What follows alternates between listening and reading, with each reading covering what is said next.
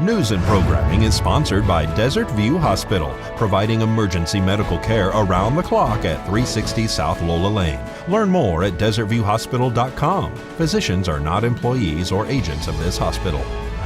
News is also brought to you by J.K. Nelson Law. Call 727-9900 today for your free consultation. If you need a lawyer, you need Nelson.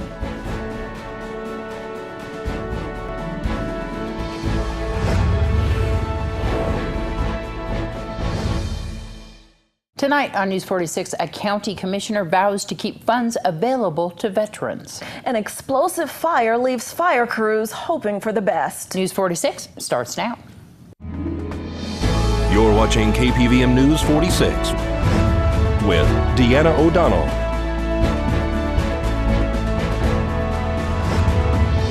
and Eunette Gentry. News 46, local coverage you can count on. Commissioner Butch Boraski says he's not going to allow brothel funds slated for use by veterans to be rolled over into the general fund. I'm Deanna O'Donnell. And I'm Eunette Gentry for News 46. And Boraski said he was shocked during the last meeting among commissioners when they continued to argue about the money collected for our local heroes.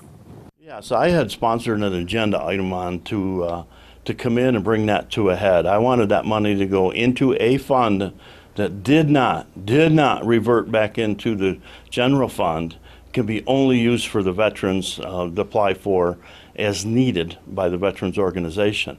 And all four of my fellow commissioners argued with me about it, and it was kind of an ugly meeting. And it's too bad that I wanted some language taken out of there that referenced general fund, and another item taken out of that is supplementing that fund from the general fund. Neither one of them should have been in there. But it turned into a real heated argument. I would just like to see that the veterans get every penny of that money, and it doesn't go back into the general fund. It doesn't go back to the general fund, Commissioner. You don't have to. You don't have to remind me. I understand, sir. Okay. This says deficit. Yes. And we shouldn't have to make it up either. The money was designated for veterans, and everybody come up with a lame excuse why it shouldn't. So it's too bad. I hope the public stays on top of this and really cares for our veterans, and that the money that the prostitutes from the brothels obligated themselves to pay extra goes into that. And another insult to injury, one of the brothel owners jumped on me about that funding as well, who's never put a dime into it. I'm not going to mention any names because it's not worth it. This is about $65,000 a year? Give or take a little bit, depends on which way they're going to do the math on it. Originally, it was supposed to be a set amount, and for some reason the county doubled it, but they also put the caveat in there that if it wasn't spent by the end of the year, it reverted back into the general fund. Well, whatever the original amount it is, somewhere around that should be sufficient to help our veterans groups, and they need to stay on top of it and bring forward projects that'll qualify for that funding and take advantage of it before, quote, I heard one of the commissioners say some future commissioners could change that in a heartbeat. So has money that was slotted for veterans been reverted back into the general fund and used for other purposes? In past years, yes. How much? A lot. I don't have the exact number with me, but it's a lot. And that's one reason why that I wanted to have it set into a specific fund, regardless of how much comes in every year, a specific fund that does not go into the general fund. Well, police and medics responded to a reported injury accident this morning. Luckily, the injuries were minor and no one at the scene required medical attention. Pahrump Valley Fire and Rescue and Nye County Sheriff's deputies were dispatched to a two-vehicle accident this morning on Dandelion and Peggy Streets.